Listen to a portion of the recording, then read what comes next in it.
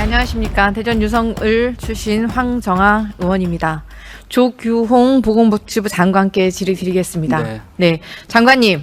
최근 국민의힘 연찬회에서 이주호 사회부총리가 전공의를 복귀시킬 보관이 있냐는 질문에 6개월만 버티면 우리가 이긴다고 말씀하셨습니다. 알고 계시죠?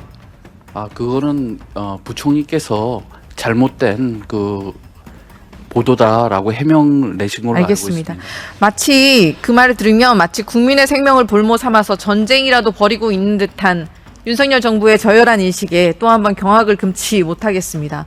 논란이 되자 정부는 의사를 대상으로 한 것이 아니라 의정 간 대화와 소통을 강조한 것이라는 얼토당토 않은 변명을 내놓았습니다. 그럼 의사가 아니라 국민을 이긴다는 뜻입니까? 이 무슨 핵에 망측한 변명입니까? 의원님 그렇게 말씀 안 하셨다고 부총리께서 해명 자료를 내셨다고 말씀드렸습니다. 네, 알겠습니다. 장관님, 의사는 의료 개혁의 동반자입니까? 아니면 윤석열 정권이 말하는 반국가 세력입니까? 동반자지 어떻게 반국가 세력이 되겠습니까? 의사들이 의료 현장을 떠나서 고통받는 국민들 그리고 아무런 말도 듣지 않으려는 독선적인 윤석열 대통령을 비판하는 사람들은 반국가 세력입니까? 아니라고 말씀드렸습니다. 네. 윤석열 정권의 막가파식 정책에 어느 하나 반기라도 들면 즉시 타도의 대상이 되는 것 같아서 정말 안타깝습니다. 윤석열 대통령이 최근 기자회견에서 비상진료 체계가 원활하게 가동되고 있다라며 의료 현장에 직접 가보라라는 황당한 발언을 내뱉었습니다. 보건복지부도 응급실의 99%가 운영되고 있다며 의료 붕괴 우려할 사항은 아니라는 현실과 한참 동떨어진 말을 내뱉었습니다. 정부가 이렇게 현실에서 눈을 돌리니 국민의 불안감만 증폭되고 있습니다. 대통령실은 응급실 뺑뺑이 사망 증가가 근거가 없다며 국민의 분노에 기름만 끼얹었습니다. 장관님 혹시 의료 현장에 가보셨습니까? 예, 가봤고요. 대통령님께서 말씀하신 거는 여러 문제가 있지만 비교적 돌아간다 이런 말씀을 하셨고 현장에서 문제를 해결해야 된다는 취지로 말씀하신 걸로 알고 있습니다. 그리고 복지부가 병상 숫자뿐만 응급실 숫자뿐만 아니라 병상 숫자, 그다음에 응급실에 오시는 환자분, 그리고 응급실에 알겠습니다. 근무하는 전문의 숫자도 그런데 아니 내일 윤석열 발표하고 대통령이 있습니다. 분명히 아무런 문제가 없다라고 말씀하시지 않으셨습니까? 누가요? 윤석열 대통령께서 그런 취지로 말씀하신 걸로 아는 걸로 취지를 이렇게 아니 거기도 여러 문제가 있다고 분명히 여러 문제가 있다고 말씀하셨죠. 네. 대통령실 주장처럼 우리의 불안감이 아무런 근거가 없는 것입니까?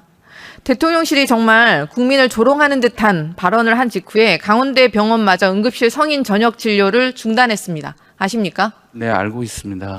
세종 충남대 병원도 건국대 충주병원도 야간이나 주말에 응급실 운영을 중단했습니다. 네. 예, 이대 목동병원은 매주 수요일 그리고 아주대 병원도 매주 목요일 응급실 운영을 제한한다고 합니다. 이런데도 문제가 없습니까? 저희가 어제 브리핑할 때도 어려움이 있다고 분명히 말씀을 드렸고요.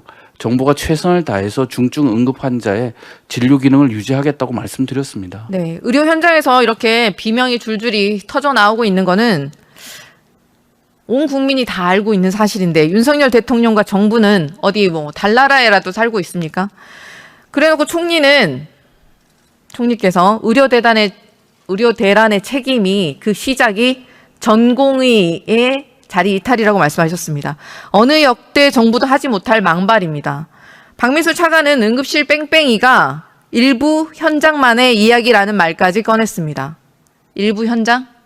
119 구급차가 뇌졸중 환자를 2차 병원에서 상급 종합병원으로 이송하려고 하지만 수속이 진행되지 않자 구급대원이 인근 병원이 다 안 돼서 전화드린 것이라며 병원 측에 다급하게 항의하는 모습이 공개되었습니다. 그리고 뇌혈전 의심 중학생은 의사가 없어서 응급실에서 12시간을 대기해야만 했습니다. 40대 임산부는 1시간 동안 병원 26곳을 거절해서 결국 구급차에서 출산을 했고 2살 아이가 응급실 뺑뺑이를 돌다 의식불명 상태입니다. 아기가 너무 위급하다고 절규하는데도 의료진이 없다고 진료를 거부당했습니다. 이런데도 느끼시는 바가 없습니까? 지금 네. 2살 아이가 의식불명에 빠졌는데 박민수 차관의 그 망언처럼 전화로 물어볼 정도였으니 경증입니까? 제가 그 박민수 차관의 그 인터뷰 내용을 제가 정확하게 알지는 못하는데 지금 우리가 경증이라고 하는 거는 이제 그 병에 따라 가지고 그 증상이 다르게 나타날 수 있기 때문에 환자분들이 아닙니다. 응급 의료기관에 가시면 의료진들께서 케이타스라고 하는 그 예, 분류 기준에 알겠습니다. 따라서 분류를 해드릴 겁니다. 국민들께서 불안해하고 계시는데 윤석열 정부 대통령의 오만과 독선 그리고 무능과 무책임을 감추기 위해서 어디까지 추락할 생각입니까? 2살 아이가 의식 불명이라는 끔찍한 소식에 정말 분노만 침입니다. 의료 현장에 문제가 없습니까? 언제부터 대한민국 정부가 국민의 목숨을 담보로 베팅을 일삼는 도박꾼이 되었습니까? 지역에서는 배후 진료 위기로 환자들이 이미 권역을 넘나들면서 진료받는 병원을 찾아서 뺑뺑이를 돌고 있는 게 현실입니다. 의대 정원 증원이 본질적 대책이라는 영양가 없는 도돌이표 답변만 하면 의료 대란이 해결됩니까? 의원님, 그냥 응급실 부족 문제 묻지 않았습니다. 제가 질문 답하세요. 그냥 경증 환자를 응급실 못 오게 한다고 해결이 될 문제가 아닙니다. 그럼 지역에 병원이 없어서 어쩔 수 없이 응급실 찾아야 하는 환자들은 어떻게 합니까? 게다가 지자체가 각종 재난 예방과 복구에 드는 비용을 부담하기 위해서 성립해둔 재난관리기금까지 활용하라는 지침을 내린 것으로 알려졌습니다. 대통령은 아무런 문제가 없다고 하는데 재난 상황에서야 꺼내는 그 쌈짓돈을 쓰라고 하는 게 무슨 궤변입니까? 지금 중앙안전대책본부를 운영하고 있는데 이 상황을 재난으로 간주한다는 게 왜 그렇게 무리한 그 규정? 의료 재난, 사실상 재난관리기금을 쓰고 있는 것은 의료 재난 상태임을 인정하는 꼴 아닙니까? 그래서 저희는 재난 단계를 심각 단계로 올렸고 그러면 중대본을 재난 운영하고- 상황에 대통령이 그렇게 속편한 소리만 하고 있어서야 되겠습니까? 국민의 목소리를 무시하고 국회 중재안까지 짓밟고 있는 윤석열 정부의 독선과 오기가 끝이 없습니다. 과학적 근거도 없는 2,000명 묻지마 증언 그 배정이조차 누가 참여했는지 그리고 어떤 근거로 배정을 했는지 회의 자료들까지 파기해 가서 감춘 그 독재 정책 밀실 행정 아닙니까? 의원님, 어떤 국민이 이런 정부와 정책을 믿고 따르겠습니까? 게다가 질병청이 지금 최근 코로나19 재유행이 정점을 지났다고 발표했습니다. 지금 개학 시즌이고 곧 추석 연휴도 있습니다. 하순의 코로나19 바이러스 농도가 전주 대비 마이너스 3%포인트라고 발표를 했는데 실상 검출률은 여전히 40% 수준입니다. 알고 계시죠? 네, 뭐 검출률의 정확한 수치는 제가 기억하지 못하고 있습니다. 절대량으로 이전 대비 10배 이상으로 훨씬 높지 않습니까? 말로만 괜찮다 하고 말을 하면 위기가 사라집니까? 의료 현장에서 응급 환자가 몰리는 추석 연휴에 코로나19 유행까지 겹치면 의료 대란이 더 커질 거라는 우려가 속출하고 있습니다. 그렇지 않습니까? 의원님, 그건 질병청장한테 한번 질문해 보시죠. 그 환자 수나 입원 수가 확연히 감소되는 것은 사실입니다. 네, 의원님, 저희가 다층적인 감시 체계를 운영하고 있고요. 입원 환자뿐만이 아니라 또 그 하수 감시, 또 병원체 감시를 다 수행하고 있는데 모든 감시 체계에서 그 수치가 떨어지는 것을 저희가 과학적으로 분석해서 발표하고 있는 겁니다. 현장에서의 체감과는 너무나 동떨어진 아니라는 상황 판단이라고 생각이 들고요. 그렇지 않습니다, 의원님. 저희가 정확하게 다 분석해서 발표한 건데 그거 확실히 보시고 말씀하십시오. 네, 맞습니다. 숫자는 보고 있고요. 실상 검출률은 여전히 40% 이상이지 않습니까? 그래서 본인보다 중증인 분들에게 응급실을 양보하라라는 게 무슨 대책입니까? 응급실은 아무런 문제도 없다라는 말만 반복하는 정부를 보면서 코로나19 재유행에 대한 대응은 물론이고 의료 붕괴 사태를 어떻게 막을지 의원님, 정말 막막하기만 답변할 합니다. 시간을 좀 주시겠습니까? 답변하시겠습니까? 예, 정부가 아무런 문제가 없다고 말한 적 없고요. 문제가 있지만 최선을 다하겠다고 말씀을 드렸고요. 그다음에 아까 과학적 근거가 전혀 없다고 했지만 고등법원 판결문을 보면 충분하지는 않지만 절차적 타당성과 합리적 근거를 가지고 있다고 판결을 했습니다. 그렇게 일방적으로 말씀하시면은 국민들이 오해하실 수 있습니다. 아닙니다. 여전히 그럼에도 불구하고 코로나 바이러스 농도도 여전히 수치는 그대로 있고 그리고 과학적 근거가 없다고 하지 않았고 여전히 존재한다고 그러한 위기는 여전히 존재한다고 의대 말씀드렸고요. 정원과 관련해서요. 네네네 알겠습니다. 대통령은 본인의 오만과 독선을 고치기는커녕 추석 의료 특별 대책에 만전을 기해라라고 유체이탈 화법에 지시만 내리고 있습니다.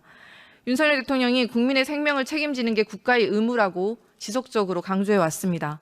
오만과 독선의 국정으로부터 국민의 생명을 헌신짝처럼 버리는 무도한 정권에서 벗어나길 바랍니다. 자, 여기서부터 잠시만 주목해 주시기 바랍니다. 제가 구독자분들을 위해서 깜짝 선물을 하나 준비했습니다. 제가 항상 여러분들께 뭐라고 말씀드렸나요?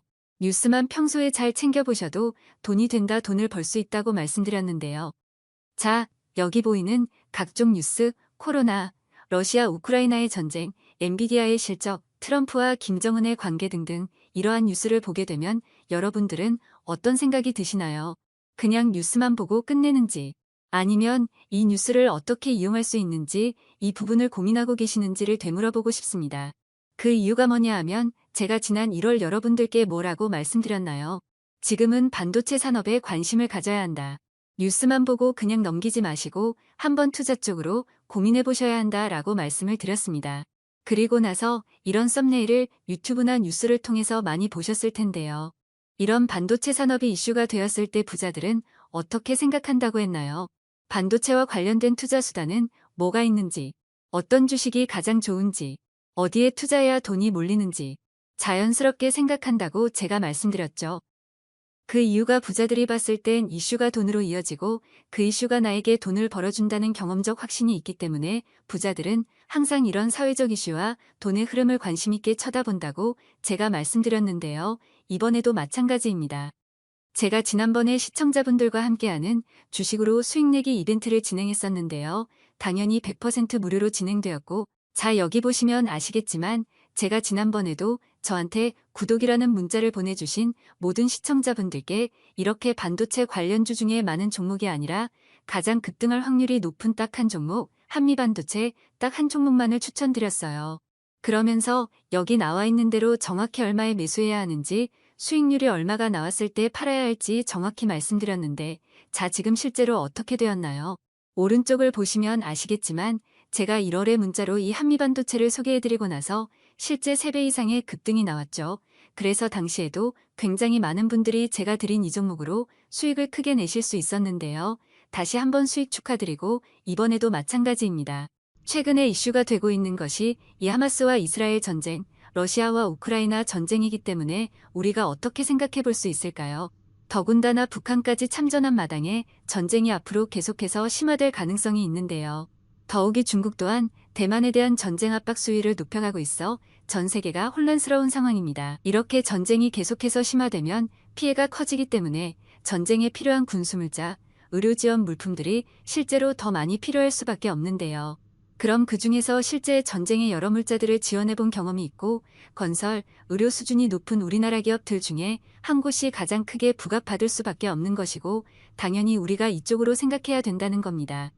자, 그렇기 때문에 제가 이번에도 뭘 보내드린다고요? 지난번과 마찬가지로 지원이라는 문자를 보내주시면 제가 전쟁 물자 지원 관련주 중에 앞으로 대장주 역할을 하면서 주가가 가장 크게 급등하란 종목을 구독자분들에게 문자로 종목명과 사고 파는 시점을 모두 알려드릴 거예요. 그래서 여러분들이 주식으로 돈 버는 연습을 한번 해보시라 이렇게 말씀을 드리고 혹시라도 나는 주식을 하지 않는다 라고 하시는 분들은 주변에 주식하시는 분들께 추천해 주셔도 되고 연세가 있으신 분들은 자녀분들에게 한번 이걸로 수익을 내보라고 이렇게 조언해 줄 수도 있으시겠지요.